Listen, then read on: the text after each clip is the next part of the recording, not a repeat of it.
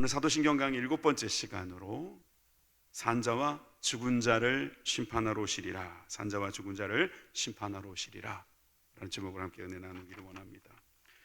사도신경 강의는 크게 두 가지 길이 있는 것 같아요. 너무 많이 알고 있어서 좀 이렇게 식상하다 하시는 분들이 있을 수 있고요. 또 한쪽 길은 어떤 길이냐면 알고는 있었는 줄 알았는데 그 말씀마다, 그 내용마다, 그 의미마다, 그리고 우리가 실천해야 되는 내용마다 정말 우리가 쉽게 고백할 내용이 아니다. 정말 우리 마음속에 담고 우리가 고백해야 되는, 우리의 정말 심장을 내어드리는, 크레도가 심장을 드리는 거라고 그랬죠. 이 심장을 드리는 마음으로 고백해야 되는 거구나, 이것을 새롭게 느끼는 그런 길도 있을 것입니다. 두 번째 길들이 되시기를 바랍니다. 사도신경 오늘 잘 고백하셨죠?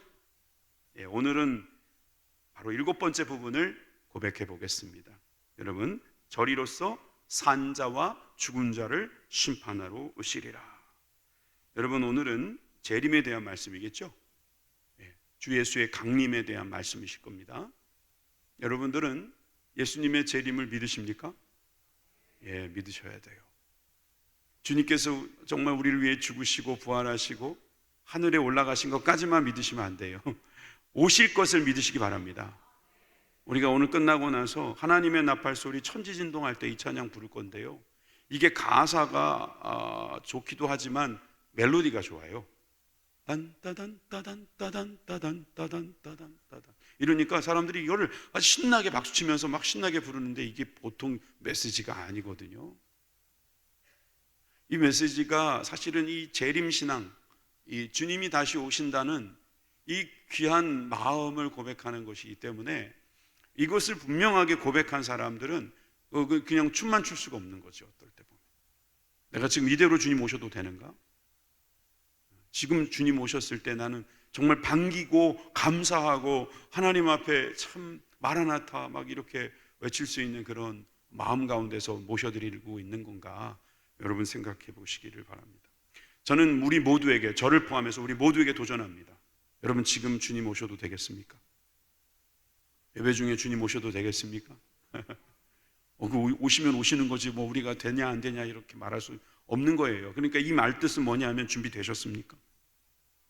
준비되셨느냐? 좀 우리 애들 시집 장가 좀 보내고 갑시다. 지금 주택 청약 적금 보내고 조금만 더 하면 집 하나 살 수 있는데 그거 좀 보고 갑시다. 재림신앙을 가지시길 바랍니다. 재림신앙 없이 그런 거 자꾸 갖고 있다 보면은요, 우리 신앙을 잃어버릴 수가 있어요.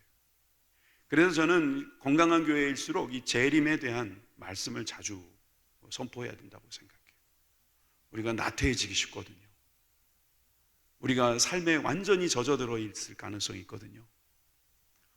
정말 우리가 그냥 들리는 대로 움직일 수가 있거든요. 안타까운 일이었잖아요, 그 포항일이. 사람들은 분명히 그냥 재산 좀 보호해 주려고 자기 역할을 하려고 한마디 했는데 그때 뚝이 터졌을지 누가 알았겠고, 그 뚝에 물이 그렇게 거기에 급속도로 들어올지 누가 알았겠어요? 아무도 몰랐을 거예요.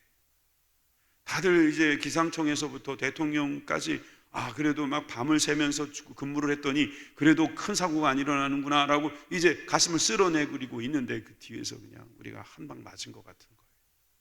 여러분, 이럴 때에 우리는 항상 깨어 있어야 돼요. 무슨 큰 소리가 밖에서 나면은요, 깜짝이야 이러지 마시고 주님 오시나 보다. 주님 오시나 보다. 여러분, 이런 좀 깨어있는 마음이 좀 있어야 됩니다. 아유 가슴이야 이러지 말고, 간 떨어지겠네, 애 떨어지겠네 이러지 마시고 주님 오시나 보다, 이렇게 따라해보세요. 주님 오시나 보다. 아이고 죽겠네 이러지 마시고 아이고 주님 오시나 보다.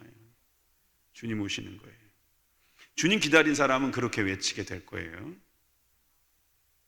주님께 다시 오시면서 여기 오늘 내용도 나와 있지만 심판하러 오신다 그래요. 여러분, 심판이라는 말씀을 여러분들이 들을 때 좀 부담감이 있죠. 심판에는 좋은 심판이 있고 나쁜 심판이 있다니까요. 죄를 많이 지은 사람은 이 심판받고 진짜 이 벌을 받아야 돼요. 근데 잘한 사람은요, 그 심판은 상 받을 심판이 될 줄 믿습니다. 누군가에는 세이프고 누군가에게는 아웃입니다. 제 야구 좋아하는데요, 세이프 하면은 막 신나는 사람이 있고요, 또 한쪽에서 막 억울하다 그러는 사람이 있어요. 하나님께서는 분명히 우리를 세이프, 살려주시기를 원하십니다. 여러분, 그런 살리시기 위해서 우리에게 심판하러 오시는 거예요. 근데 죽을 사람은 죽게 하신다는 거예요. 그래서 무서운 거죠, 사실은. 그래서 여러분, 이 심판에 대한 이야기를 하기 위해서는 창세기로 돌아가 봐야 돼요. 하나님께서 천지를 창조하셨습니다. 믿으십니까? 창세기 1장 28절에 보면은 창조하신 이후에 주님께서 하신 말씀이 있으세요. 생육하고 번성하며 땅에 충만하라. 여러분, 이 말씀은 땅을 정복하라라는 말씀이에요. 다스리라 이 말이에요. 그렇다고 막 해치라는 말이 아니에요. 지금처럼 막 자연이 파괴될 그런 상황을 만들라는 게 아니었어요. 하나님의 사랑으로 우리가 생육하며 번성하며 충만하게 되라는 거예요. 너무 이기적이잖아요. 그냥 막 사용해버리면 안 되잖아요. 하나를 사용했으면 하나는 심어놔야 될 거 아니에요. 그러지 않고 그냥 무조건 갖다 써버리는 거예요. 이것은 생육, 번성, 땅에 충만한 게 아니죠. 여러분, 하나님께서 천지를 창조하신 첫 번째 창조에서는 우리들에게 명령할 때 생육하고 번성하고 충만하라고 했습니다. 그런데 우리가 죄를 지었어요. 그래서 주님께서 심판을 하셨어요. 그게 바로 노아의 홍수예요. 창세기 9장 1절을 보세요. 노아가 그 아들들에게 복을 주며 노아와 그 아들들에게 복을 주며 그들에게 이르시되, 다 같이 시작, 생육하고 번성하여 땅에 충만하라. 똑같네. 첫 번째하고 똑같은 거예요. 주님은 심판하시고 나서 다시 재창조하실 계획으로 우리들에게 생육하고 번성하고 충만하라. 하나님 우리에게 좋은 것 주시려고 심판하신 거였어요. 잘못된 것을 다 쓸어버리고 주님께서 귀하고 영화로운 것을 주시기 위해서 심판하러 오시는 것입니다. 주님의 심판은 바로 이런 목적이 있는 것입니다. 여러분, 우리들에게는 이러한 창조가 계속되고 있어요. 하나님의 새로운 창조, 이 창조가 우리 구원 아니겠습니까? 구원받은 우리들이 구원의 삶을 살아가기 위해서는, 이 생육하고 번성하고 충만하기 위해서는 심판을 의식하는 신앙을 살아가야 될 줄 믿습니다. 심판 없이 그냥 먼저 맡은 사람이 임자고 먼저 한 사람이 모든 주도권을 다 끌고 가버리는 그런 어떤 세상의 구조하고 다른 거예요. 하나님은 우리에게 맡겨주시는 것이고, 그 맡겨주신 것에 대해서 생육하고 번성하고 충만하라는 그 명령에 순종하는 우리들이 다 돼야 될 줄 믿습니다. 주님은 그래서 우리에게 오신다고 말씀하신 거예요. 승천하셔서 주님 우편에 계신다, 이것도 은유적인 거라고 그랬죠. 우편, 그러면 꼭 우편이어야 되냐? 아니죠. 하나님과 동격이 되신다는, 하나님과 같이 심판하신다는, 그러면 만물 위에 계신다는 뜻이죠. 지금도 예수님이 이 자리에 계시는 것이죠. 그래서 우리를 다스리신다는 거죠. 그것이 바로 임마누엘, 주님의 모습인 줄 믿으시기 바랍니다. 그런데 주님께서 이미 와 계시는데 또 다시 오신다는 말씀은 무엇이겠어요? 이것은 심판하시겠다. 심판주로 오시는 주님께서 어떻게 말씀하셨는가? 마태복음 24장 33절에서 34절, 인자가 가까이 곧 문 앞에 이른 줄 알아라. 어떤 징조를 보고 알아라. 그런데 내가 진실로 너희에게 말하노니 이 세대가 지나가기 전에 이 일이 다 일어나리라. 긴급한 종말론을 말씀하신 거예요. 나중에 언젠가, 그게 아니고요, 곧 오신다는 거예요. 우리에게 긴장감을 딱 주신 거예요. 요즘 젊은 사람 영어 좋아하잖아요. 텐션, 이 긴장감을 팍팍 주신 거예요. 그래서 여기 중에 있는 사람 중에는 내가 다시 오는 걸 볼 사람도 있을 것이다, 그렇게까지 말씀하시고, 여러분, 이 세대가 지나가기 전에 이 일을 다 일어나리라. 이 일들을 무슨 일인가? 여러분, 우리가 이 생각도 해야 되겠지만 주님이 곧 오신다, 그 긴박한 종말의식이 우리들 가운데 있어야 돼요. 사도행전 1장 10절에서 11절도 보십시오. 예수님이 올라가십니다. 제자들이 자세히 하늘을 쳐다보고 있는데 흰 옷 입은 두 사람이 그들 곁에 서서, 천사들이겠죠, 이르되 갈릴리 사람들아 어찌하여 서서 하늘을 쳐다보느냐? 너희 가운데서 하늘에 올려지신 이 예수는 하늘로 가심을 본 그대로 오시리라. 여러분, 주님은 다시 오십니다. 올라가신 모습 그대로 다시 내려오시는 거예요. 그러니까요, 여러분, 돌나라 교주는 예수님이 아니에요. 어제 제가 우연히 진짜 PD 그거 봤는데요, 돌나라 무슨 그런 게 있더라고요. 근데 이게 그분이 보니까 어떤 그 기본적인 베이스는 성경에서 따갔어요. 그러면서 또 자칭 그리스도래요. 제가 지난번에도 그랬잖아요. 그리스도라고 말하는 거짓 그런 교사들, 거짓 선지자들이 많이 나올 거라니까요. 그래서 사람들이 그걸 안 믿어야 되거든요. 그런데 믿어요. 왜 믿을까요? 이걸 못 봤기 때문이에요. 사도행전 1장 10절과 11절만 봤어도 그분이 하늘에서 그 아무개가 위에서 아래로, 그러니까 구름 타고 다시 내려오는 걸 봤습니까? 그것도 안 봤는데 왜 그리스도라고 그래요? 예수님께서 그냥 우리들한테 퍼포먼스 하신 거예요? 나 손오공이다 그러고 구름 타고 올라가신 거예요? 아니지요. 이건 그리스도밖에 할 수 없는 일이잖아요. 그러니까 누구라도 그리스도라고 말하면 가서 구름 타고 오셨냐고 한번 물어보세요. 흉내내는 것은 누구나 할 수 있는 거예요. 속이는 일은 죄인들이 더 잘합니다. 그러니 여러분, 우리가 잘 생각하셔야 합니다. 성경 말씀대로 믿으세요. 성경을 그러니까 평소에 많이 읽으셔야 돼요. 그리고 이런 수요 성경 강해 같은 거 할 때 잘 들으셔야 되고요. 저도 이 가르칠 때 중복되는 것도 있고 그래서 때로는 힘들어요. 그리고 여기 듣는 분들 중에서 일부는 주회종들도 있거든요. 주회종들도 얼마나 이게 귀가 높습니까? 이분들도 계속 똑같은 말씀 들으면 지루할까봐 제가 나름대로 이 주회종들도 도전을 해줘야 되거든요. 그럴 때 제가 이런 말씀을 가지고 저도 준비해요. 저도 주회종이기 때문에 준비됐냐 이 말이에요.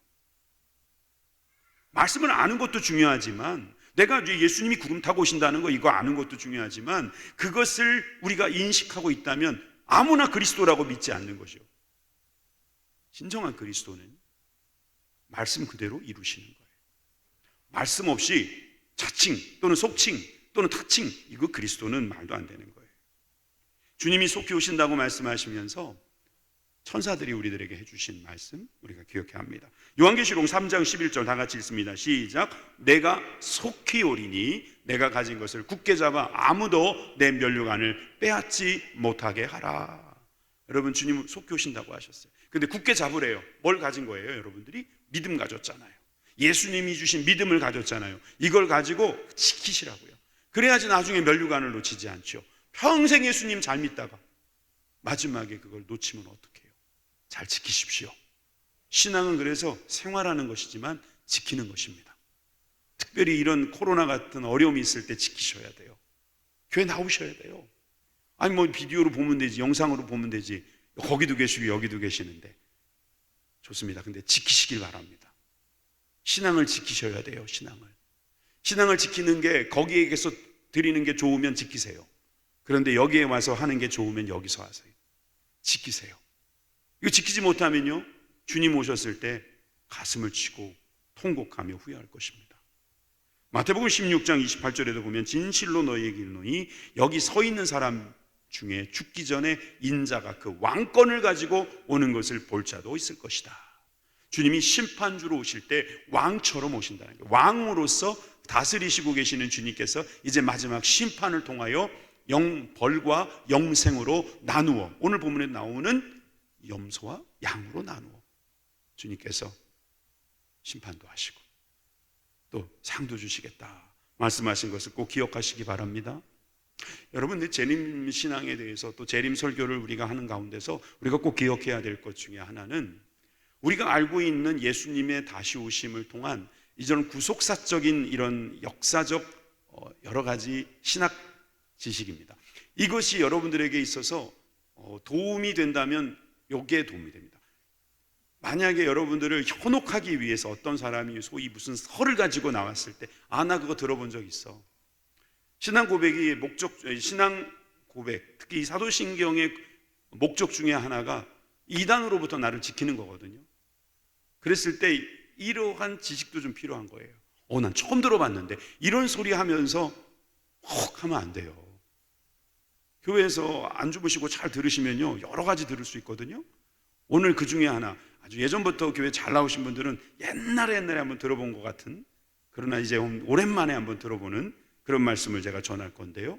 먼저 데살로니가전서 4장 4절에서 15절 우리 다 같이 읽어볼까요? 시작. 우리가 예수께서 죽으셨다가 다시 살아나심을 믿을진대 이와 같이 예수 안에서 자는 자들도 하나님이 그와 함께 데리고 오시리라. 우리가 주의 말씀으로 너희에게 이것을 말하노니 주께서 강림하실 때까지 우리 살아남아 있는 자도 자는 자보다 결코 앞서지 못하리라. 계속 있습니다. 16절. 주께서 호령과 천사장의 소리와 하나님의 나팔 소리로 친히 하늘로부터 강림하시리니 그리스도 안에서 죽은 자들이 먼저 일어나고 그 후에 우리 살아남은 자들도 그들과 함께 구름 속으로 끌어올려 공중에서 주를 영접하게 하시리니 그리하여 우리가 항상 주와 함께 있으리라. 또 마지막 우리 18절도 다 같이 시작.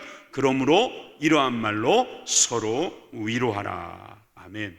저는 이 18절 말씀이 너무 귀해요. 앞에 있는 이 내용을 우리가 서로 알게 되면 이게 위로가 된다는 거예요. 우리가 위로할 수 있는 말 중에 하나가요, 주님 곧 오신다는 거예요. 여러분들이 막 아프세요? 그러면 약 올리면서 하지 마시고요, 막 아파하시면은요 이렇게 옆에서 말해주세요. 주님 곧 오십니다. 그게 위로가 된다는 거예요. 왜냐하면 그건 뭐 병원에서도 못 고쳐줘. 아무리 노력을 해도 이게 관리가 안 돼요. 그러니까 이렇게 죽을 것 같고 아니면 이렇게 너무 오래 살까 봐 걱정돼요. 그럴 때 위로의 말은 주님 곧 오십니다. 절망에 빠져 있습니까? 주님 곧 오십니다. 여러분, 우리가 이 일상에서 이길 수 있는 아주 강력한 무기가 뭔지 아세요? 영생이라는 거예요. 영생. 영생을 믿은 사람은 사실 일생에서 그 짧은 일상 가운데서 이렇게 많이 시험 들지 않을 수 있거든요. 주님 곧 오십니다. 주님 곧 오시는 게 정말 실감이 안 나시고 그게 믿음이 발동되지 않으시면요, 제가 이렇게 좀 말씀드릴게요. 주님께 곧 가실 겁니다. 그거보다 근데 주님이 오신다고 하는 말이 더 멋있는데요. 네? 여러분, 제가 여러분들에게 주님께 곧 가실 겁니다 그러면 확 화낼 거 아닙니까? 근데 주님 곧 오십니다 그러니까 이게 굉장히 홀리하고 말이에요, 굉장히 좀 젠틀하고 말이에요, 아주 되게 유니크하잖아요. 그러니까 여러분, 이 말씀을요 여러분 마음속에서 자주 외치세요. 주님 곧 오신다. 근데 오실 때 어떻게 오신다 그래요? 막 그림을 그려줬어요. 이 그림에 막 어떤 휴거 같은 게 보이지 않아요? 휴거? 막 올라가서 거기서 만나가지고 거기서 막 춤을 추고 찬양하면서 막 어떤 위기를 견뎌내는 그런 그림이 그려져요. 또 요한계시록을 보세요. 요한계시록 20장 4절에서 보니까 또 내가 보좌들을 보니 거기에 앉은 자들이 있어 심판하는 권세를 받았더라. 또 내가 보니 예수를 증언함과 하나님의 말씀 때문에 목배임을 당한 자들의 영혼들과 또 짐승과 그의 우상에게 경배하지 아니하고 그들의 이마와 손에 그의 표를 받지 아니한 자들이 살아서 그리스도와 함께 더불어 1000년 동안 왕노릇하니 5절 6절 그 나머지 죽은 자들은 그 1000년이 차기까지 살지 못하더라. 이는 첫째 부활이라. 이 첫째 부활에 참여하는 자들은 복이 있고 거룩하도다. 둘째 사망이 그들을 다스리는 권세가 없고 도리어 그들이 하나님과 그리스도의 제사장이 되어 1000년 동안 그리스도와 함께 더불어 왕노릇하리라. 굳이 노란색을 1000년 동안에다가 심어놓은 이유는 예수님이 오시면 뭐 1000년 동안 아니면 예수님 오시기 전에 무슨 1000년 동안 이러면서 많은 설들이 나왔어요. 그리고 특별히 우리나라는 선교사들이 특정 교단에서 많이 와가지고요, 또 그 시기에 유행했던 그 설들이 미국에서 한국으로 그냥 이렇게 직수입이 됐습니다. 그래가지고 교단마다 조금씩 다른 소위 천년설, 천년왕국에 대한 소위 설이 있어요. 설. 이것은 설이라고 말할 수 있어요. 이것은 진리라기보다는 그냥 어떻게 교리도 아니고요, 이것은 어찌 보면 설이에요. 이론이에요. 이론. 어떤 사람이 성경을 분석해 보니까 이럴 것 같다라고 말하는 거예요. 근데 한국 교회에 소위 정통교단이라고 말하는 곳에서도 이 천년왕국설에 대한 것은 다 다릅니다. 다 다릅니다. 오늘 저는 여러분들이 많이 들어봤던 후천년설, 전천년설에 대한 이야기를 좀 하려고 해요. 졸지 마세요. 졸지 마세요. 이거 이야기하면 꼭 졸더라고요. 이게 나하고 무슨 상관이 있는데 뭐 이러면서. 난 그냥 믿는다니까? 난 믿으니까 이런 거 알 필요 없어. 그런데 어디 가서 괜히 속지 마시려면, 않으시려면 나 그거 들어봤어. 이 말 한마디 하려면은 들어보세요. 그래서 전천년설, 후천년설, 그리고 무천년설이 있어요. 벌써 막 졸리죠, 그죠? 그런데 전천년설, 후천년설, 이게 알고 보면 별로 골치 아픈 게 아니에요. 말로 하면 힘든데 뭘로 하면? 그림으로 보여주면 쉬워요. 그래서 제가 또 오늘 고생 좀 했습니다. 보수주의적 후천년설, Conservative Postmillennialism.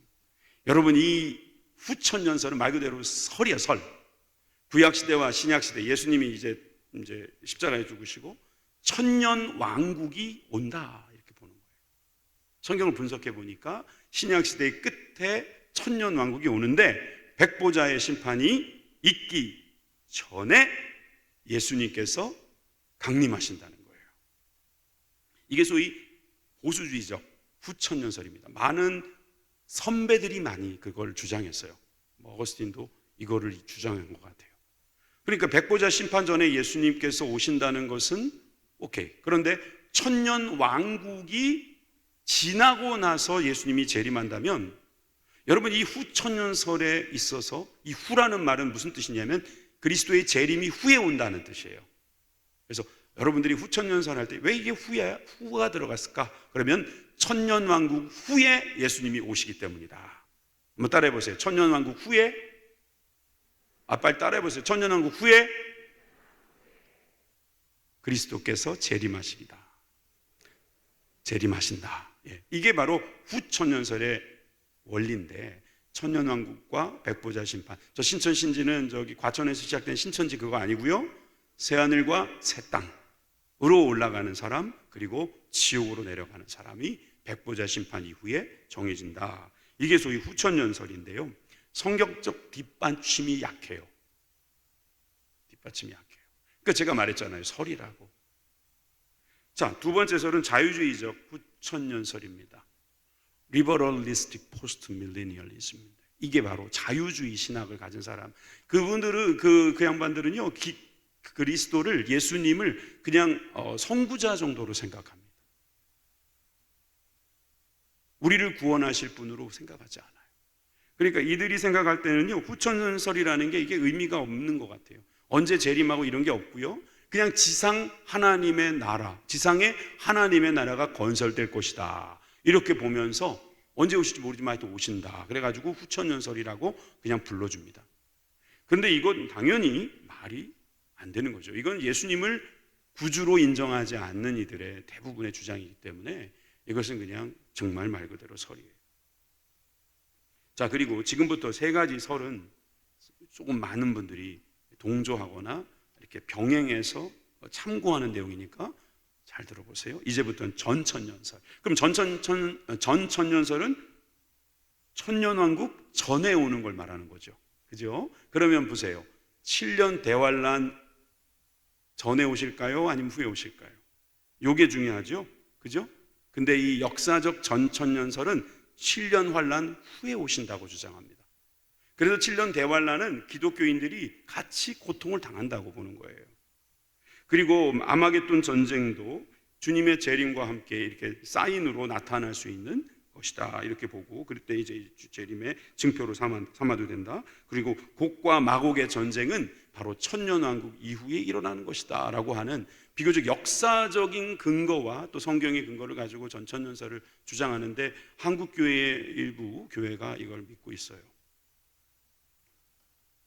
전천년설, 다시 말해서 천년왕국 전에 주님이 오셔서 이 천년왕국을 주님과 함께 간다. 그래서 이쪽이 한국교회는 훨씬 더 많아요. 그런데 순복음부천교회는 어디냐라고 좀 물어보면 저도 어디다라고 딱 찍지 않겠습니다. 예전에 여의도 순복음교회는 바로 여기를 지금부터 설명드리는 이쪽을 많이 했어요. 세대주의적 전천년설. 이게 이럴 수밖에 없었던 게 많은 선교사들이 이 세대주의적 천년설을 많이 가르쳤고요. 이게 성경에서 나오는 대목들을 집어넣기가 참 좋아요.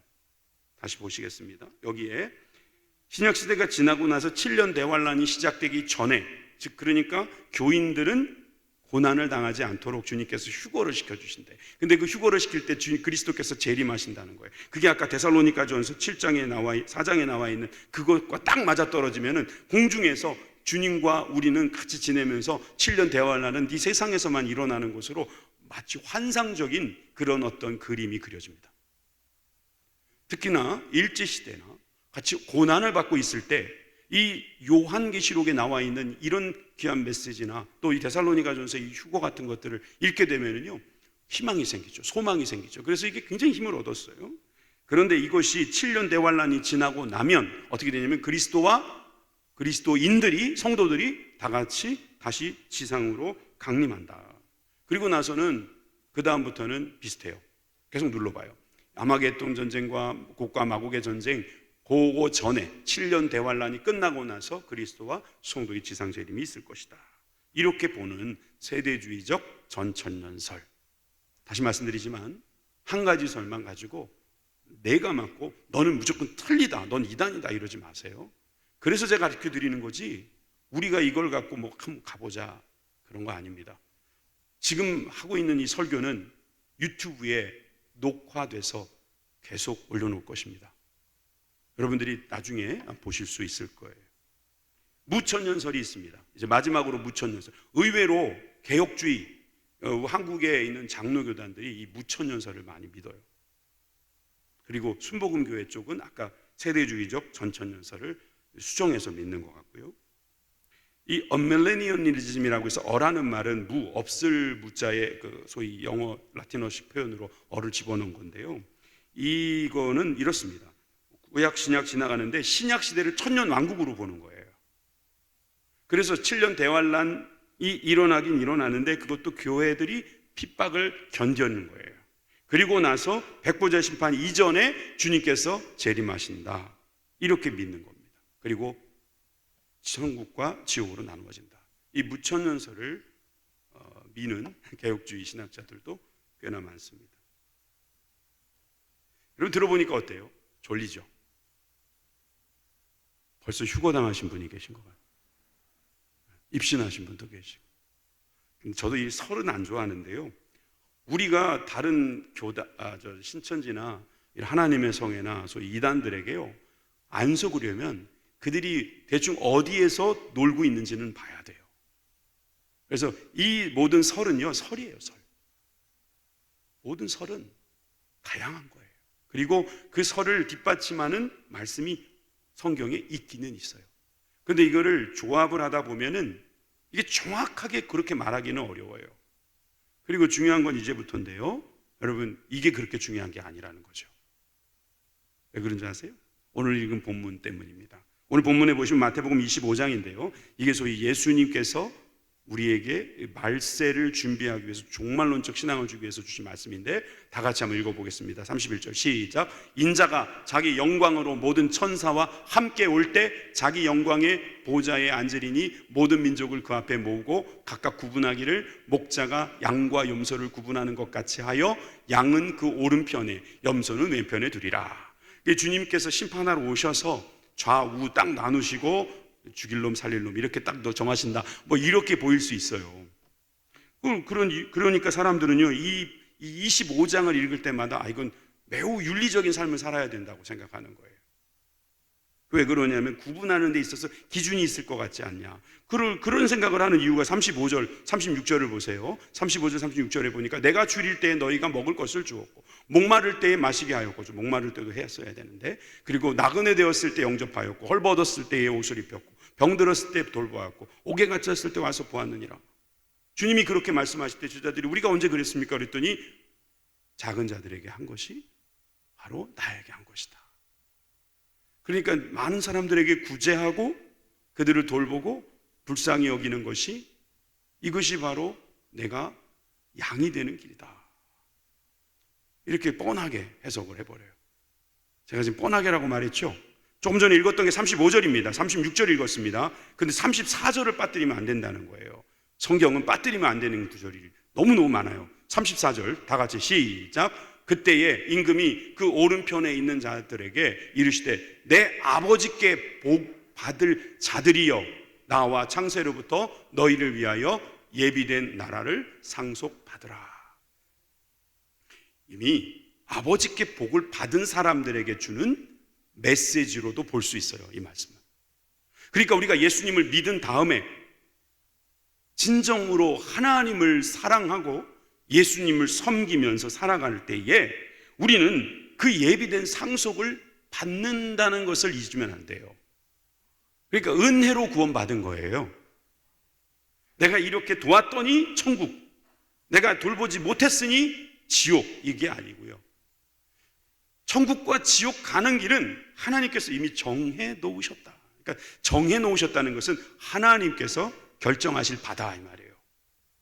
물론 우리가 예수님을 믿게 된 것은 내가 결정해서 내가 선택해서 한 것 같지만 그조차도 하나님께서 우리를 불쌍히 여기시고 사랑하셔서 성령님을 넣어주시고 그것을 우리들에게 감동으로 믿게 하신 것이 있기 때문에 가능했습니다. 내가 오늘 갑자기 띵 하고 머리를 어디에 맞고 나서 예수님이 믿어진 거 아니란 말이죠. 우리가 믿을 수 있었던 것은 여기 나온 것처럼 주님께 복을 받았기 때문입니다. 이걸 놓치면 안 됩니다. 그럼 어떤 사람은 또 그렇게 주장할 수도 있어요. 25장 45절 46절 밑에 마지막에 가보세요. 거기 보니까 이에 임금이 대답하여 이르시되, 하나님으로 볼 수 있죠. 내가 진실로 너에게 이르노니 이 지극히 작은 자 하나에게 하지 아니한 것 곧 내게 하지 아니한 것이니라. 그러니까 작은 자에게 해라, 그런 것이 나한테 한 것이다, 이렇게 말씀하시면서 그들은 영벌해. 그러니까 작은 자에게 안 한 사람은 영벌, 구원을 못 받는다, 이 말이죠. 그죠? 의인들은 영생에 들어가니라, 이렇게 말씀하셨어요. 그렇다고 해서 여러분, 작은 자에게 못했으니까 나는 영벌에 간다, 이렇게 말씀하시고 이제부터 작은 자가 누굴까 막 키 작은 사람 찾아다니고 막 그러시면 안 돼요. 여기에서 말하는 것은요, 주님의 말씀을 따르는 자 아니겠어요? 그러니까 구원을 받아서 그 구원의 은혜로 말미암아 주님의 말씀에 순종하는 사람, 그런 사람은 인자가 예수님이신데 소자, 즉 소자들에게 잘하는 순종의 모습이 나타난다는 거예요. 이래야지 성경이 딱 맞아떨어지는 거예요. 어디는 은혜의 말씀으로, 어디는 율법 행위의 말씀으로 해석하면 안 돼요. 우리가 누구에게 잘하는 것도요, 그걸 내가 잘하면은 하나님께서 날 천국으로 보내주겠지.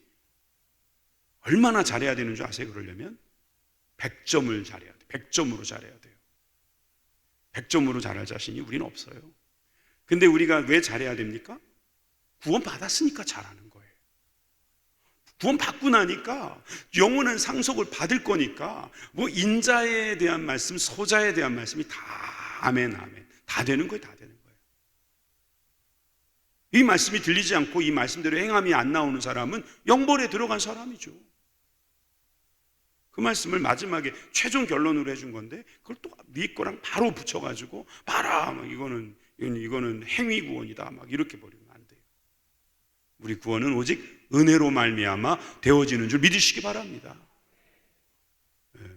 이런 설교 잘못하면은 소자에게 잘하라는 어떤 그런 좋은 메시지가 희석된다고 생각할 수 있는데 왜 제가 그런 큰 희생을 치러서라도 왜 이런 말씀을 하겠습니까? 그거보다 더 중요한 것이 구원이기 때문입니다.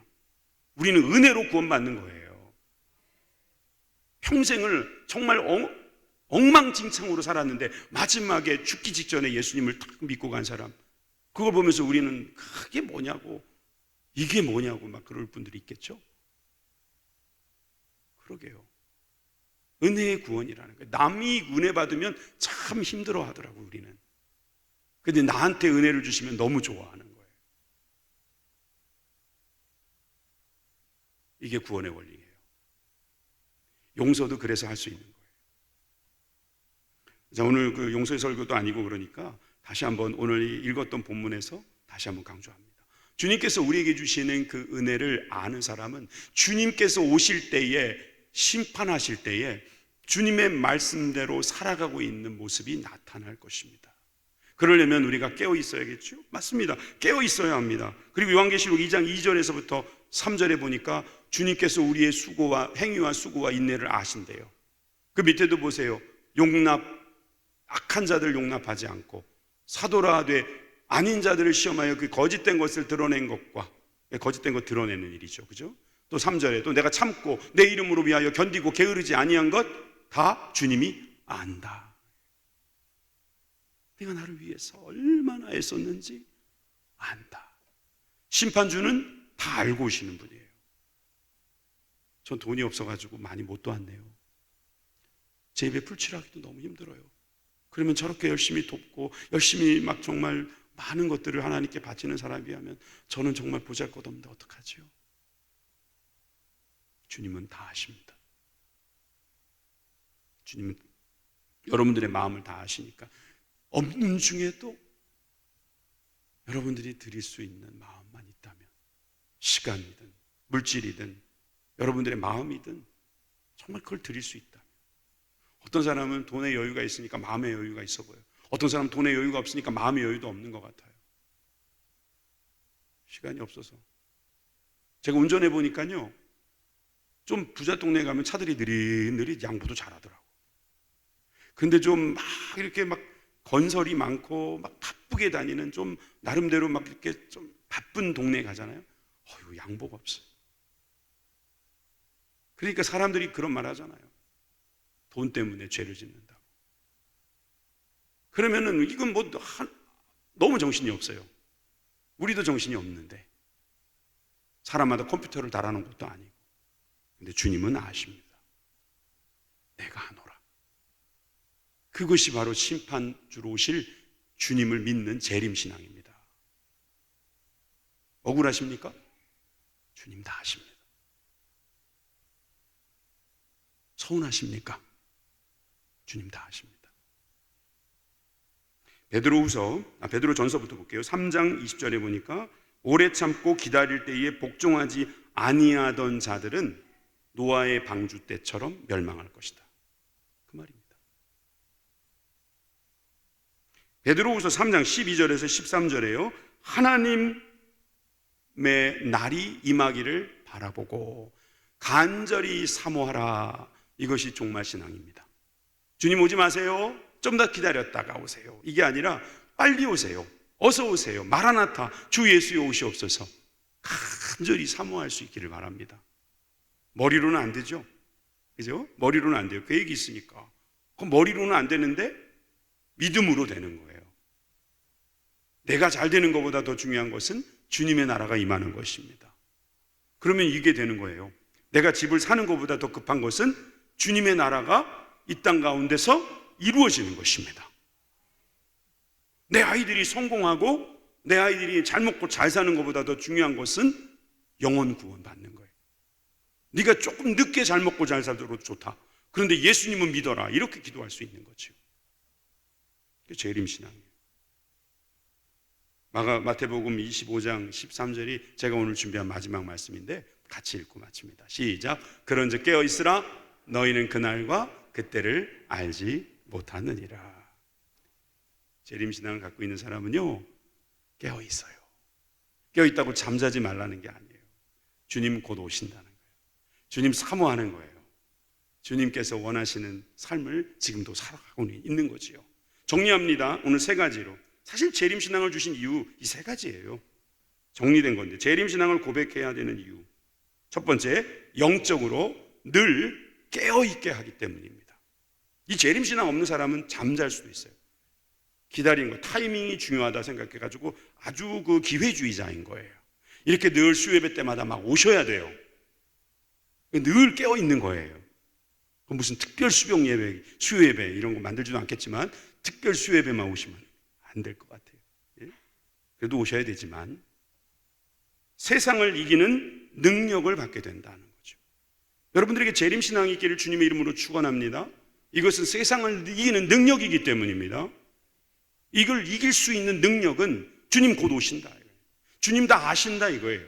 주님 나에게 상 주신다는 거예요. 마지막, 사명을 끝까지 감당하는 결단을 하게 된다. 포기하지 않는 거예요. 재림신앙을 가진 사람은 포기하지 않아요. 왜냐하면 포기하지 않은 것까지 주님이 기억해 주실 거라고 믿기 때문입니다. 내가 많이 실패를 했어요. 실수를 했어요. 죄를 지었어요. 그래도 다시 주님 앞에 회개하고 엎드리고 막 나가잖아요. 그럼 주님께서요, 죄 지은 것은 우리한테 되게 참 그러시겠지만 그걸 극복하려고 막 애를 쓰고 주님 앞에 막 엎드리고 막 그러는 거 보면요, 아무것도 안 하고 교만한 아들보다 더 좋아하실걸요. 재림신앙입니다. 신앙 고백 막 하면 안 돼요. 그 2분도 안 걸리는 신앙 고백 안에 이렇게 기가 막힌 메시지가 우리의 입으로 고백되어지는 거예요. 그런 고백이 넘치는 그런 삶이 되시길 주님의 이름으로 축원합니다. 기도하겠습니다.